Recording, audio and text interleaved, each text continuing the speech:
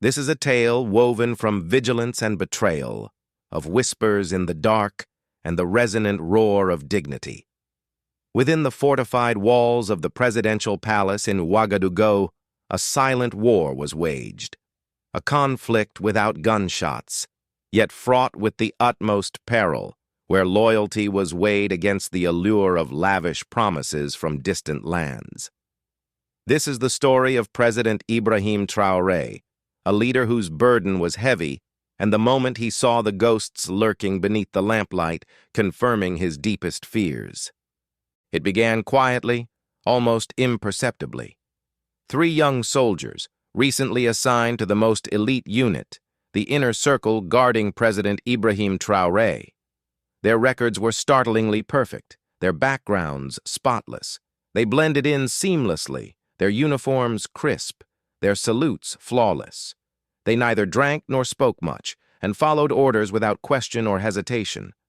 But to the seasoned guards at Kuluba, the presidential residence in Ouagadougou, something about them felt subtly off. These new ones, they move like ghosts, Corporal Mensah, observed the long-serving guard, Issouf, sharing a quiet moment over lukewarm tea during a shift change. Too quiet, aren't they? Mensah, older and weathered, nodded slowly. Aye, Issouf, like polished stone, nothing to catch the light. Kuluba has its own rhythm, a certain weight to the air. They don't feel it. They were always present, always near. They volunteered for night shifts, skillfully rotating their positions to remain strategically close to the president's private quarters. They memorized his schedule too quickly, shadowed his movements too precisely, and never made even a single mistake. To most eyes, they looked like loyal men doing their duty. But to a few veteran eyes, steeped in the instincts of survival, they seemed like waiting shadows, patient for the fall of night. President Ibrahim Traoré had lived through betrayal before. The ghost of past leaders' mistakes was a constant heavy weight upon his shoulders. He had studied the history, the coups that came not with loud gunfire, but through quiet dinners, firm handshakes, and soft voices. This knowledge was a lonely burden, one that often cost him sleep, fueling a vigilance that felt less like a duty and more like a deeply personal battle for the soul of his nation. The most dangerous threat, he knew, always came from within, and he was ready. Late one evening, Corporal Issouf's intuition was validated. He noticed one of the newcomers, Sadou, slip away stealthily behind the generator room, a known blind spot, no cameras, no lights. Minutes later, Issouf quietly followed. Tucked behind a metal pipe, he found a small black object, something that utterly didn't belong in a secure military compound. Without a moment's hesitation, Issouf reported the matter to Commander Jamal. Jamal looked up as Issouf entered his office, eyes sharp, reflecting the same unease that had been silently growing between them. "You did well, Issouf," Jamal said quietly, a flicker in his eyes acknowledging the shared, unspoken suspicion. "We've felt it, haven't we? The chill."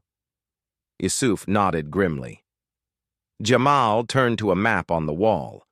"It's time to confirm our fears, tighten the net." From that night on, an almost imperceptible shift occurred within the residence walls. New plainclothes officers appeared, silent, sharp-eyed. Security protocols tightened. President Traoré began checking his own vehicle before every trip. Orders were given in hushed, vigilant tones between trusted personnel. And the 3 suspicious soldiers? They were still quiet, still perfect. But now, they were the ones being watched by eyes that saw beyond the polished uniforms. As days passed, Sadou, Idrissa, and Karim continued their duties as if nothing had changed, seemingly unaware of the intensified scrutiny that followed their every move. They stood guard, carried weapons, opened doors, showing no visible sign of fear. But behind the scenes, the walls were closing in. Unknown to them, hidden cameras had been placed in key strategic locations inside the residence, Conversations were recorded, movements tracked. Commander Jamal quietly moved trusted guards into critical positions, slowly replacing outer circle staff with men handpicked by President Traoré himself. But the president remained outwardly calm.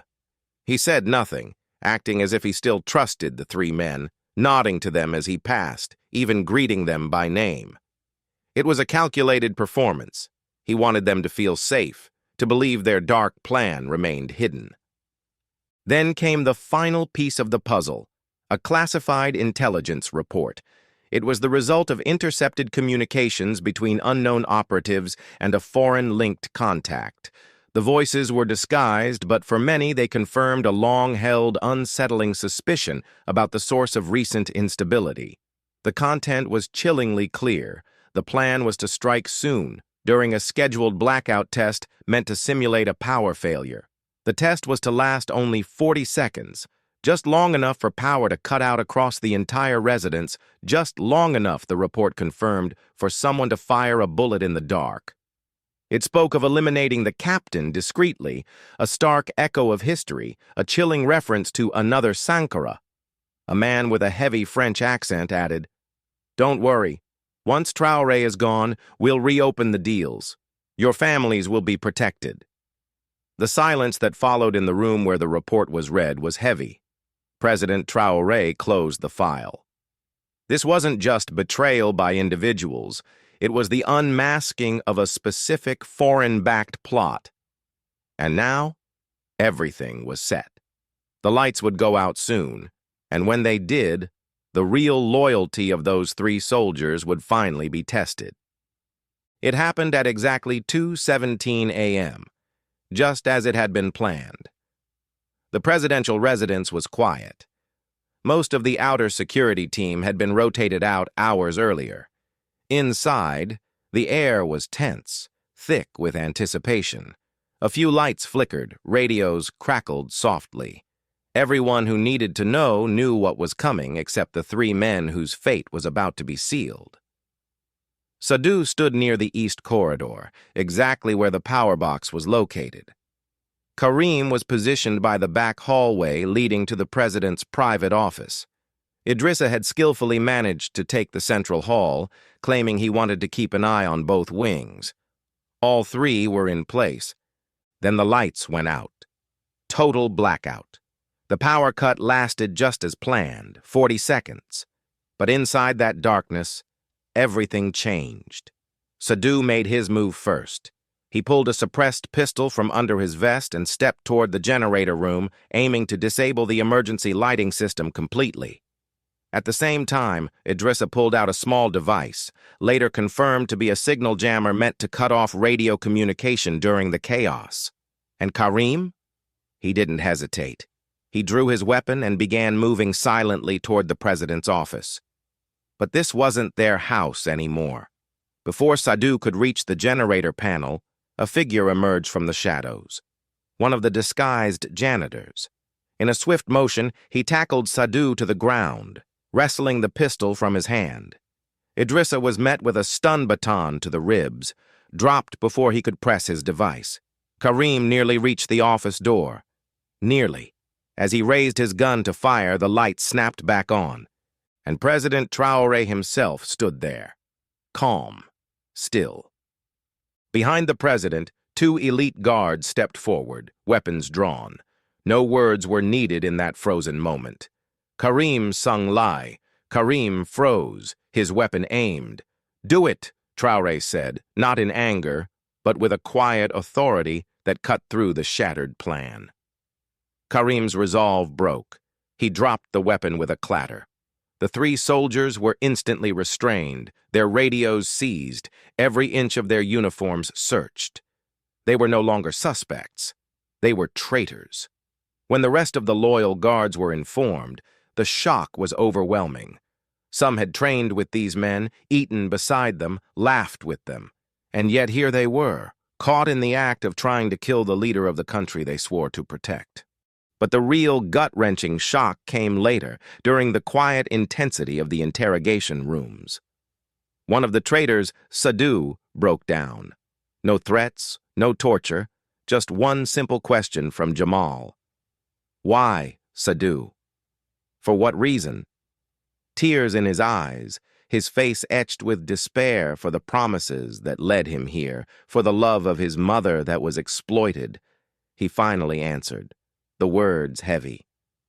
They promised to get my mother out of the country, Sadu whispered. They promised money. They said once Traoré is gone, France will protect us. The room went silent.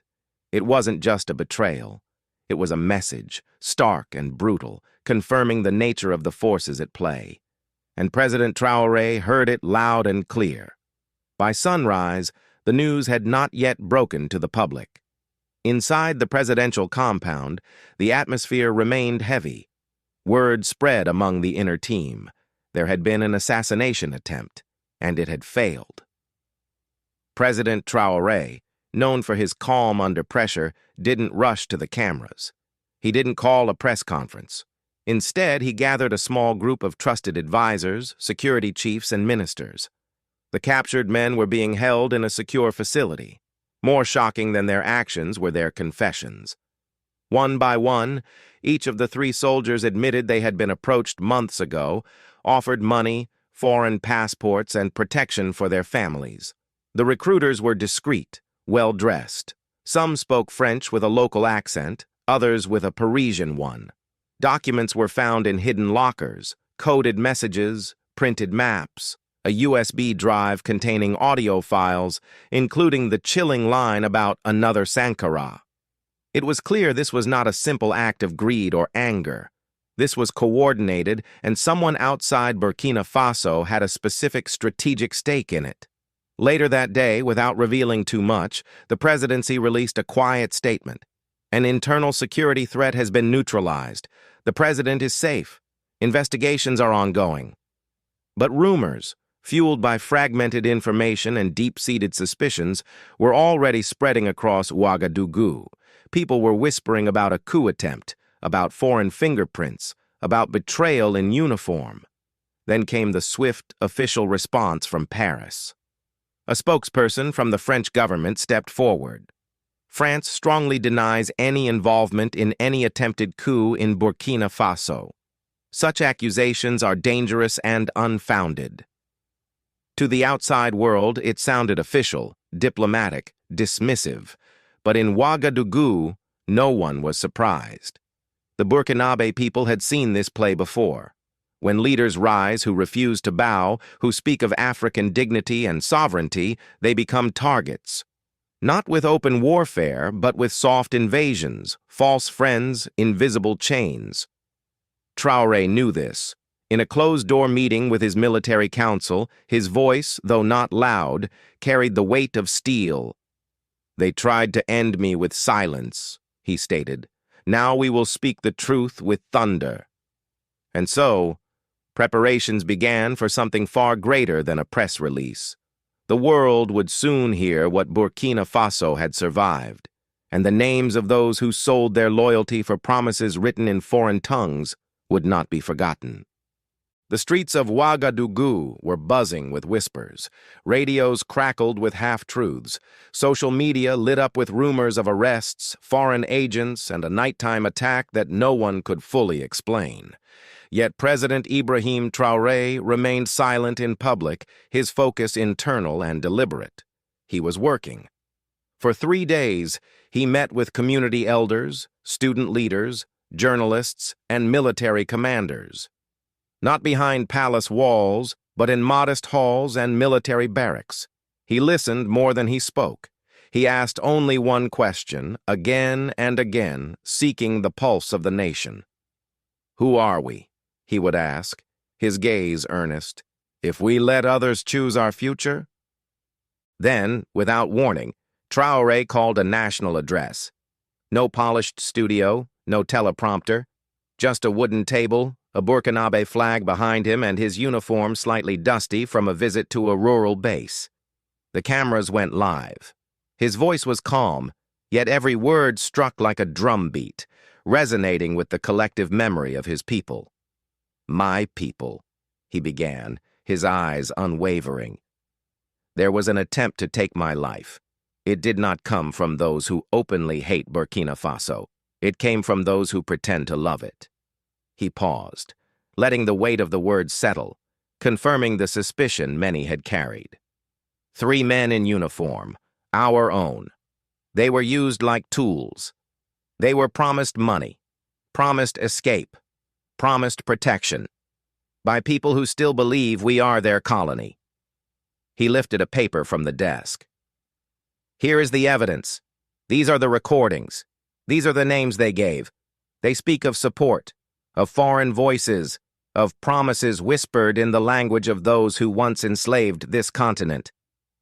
Then his voice deepened, firm and resolute. But let this be clear. Burkina Faso bows to no foreign power. Not in 1960. Not in 2025. Not ever.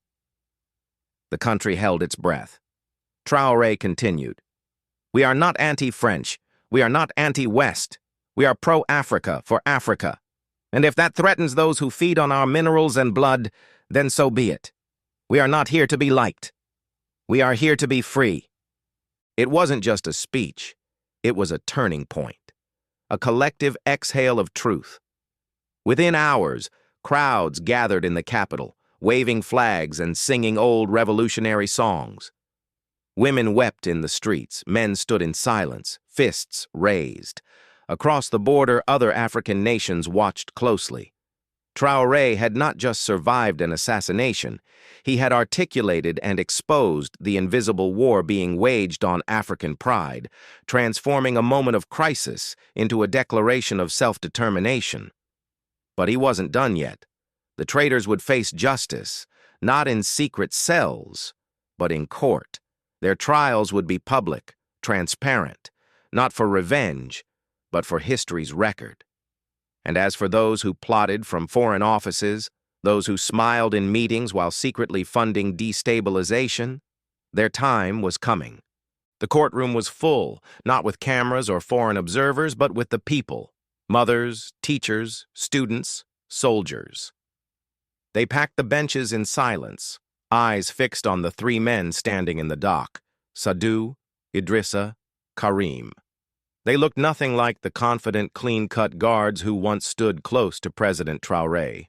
Now they stood with heads lowered, stripped of rank and honor. Their betrayal wasn't just a crime. It was a wound the entire nation could feel. The judge read out the charges slowly. Treason, attempted assassination, collusion with foreign actors. Then the evidence was played.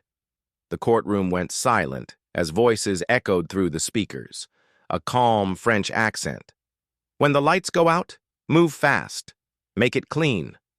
Another voice, shaky and local. But what about the family? And the cold reply in French. France takes care of its friends. No one in that courtroom spoke as the recordings ended. The chilling reality laid bare. Then something unexpected happened. President Traoré entered the courtroom, not flanked by guards, not with a grand entrance. He sat in the back row, quietly, among ordinary citizens. His presence said everything. This was not about personal vengeance. This was about truth and the nation's future. The judge asked if the accused had anything to say. Sadou stepped forward, voice trembling, his face etched with despair and regret for the promises that led him here, for the love of his mother that was exploited. We were fooled, he said, tears rolling down his face. We believed them. They told us we were saving the country, but we were selling it. His voice cracked, a sound of broken loyalty. We betrayed a man who trusted us, a nation that raised us. I don't ask for forgiveness. I only ask that no one follows our path again. The sentence was firm but fair. Life imprisonment, with full exposure of the evidence to the public. Burkina Faso would not bury the truth. It would teach it. Later that evening, President Traoré addressed the nation one final time. He didn't stand behind a podium. He stood in the middle of a dusty football field, surrounded by villagers and young students. His voice was steady, imbued with the hard-won wisdom of the past few days. They offered us chains painted gold. We refused. They sent money, spies, promises. We answered with unity. They tried to break us with silence. We spoke with truth. Then he paused, looked out at the sea of faces, his gaze encompassing the hopes and struggles of his people, and said something that would echo far beyond Burkina Faso's borders. Dignity has a price, and we have paid it. But now we own it, not just for ourselves, but for every African child who refuses to be owned again. The crowd erupted, not in wild cheers, but in a thunderous chant, a unified roar of identity and defiance. Burkina Faso, dignity, freedom. Across the continent, leaders watched, inspired. Across the world, embassies shifted uncomfortably in their chairs. And somewhere in Paris, someone finally realized the boy they once called weak had become the storm.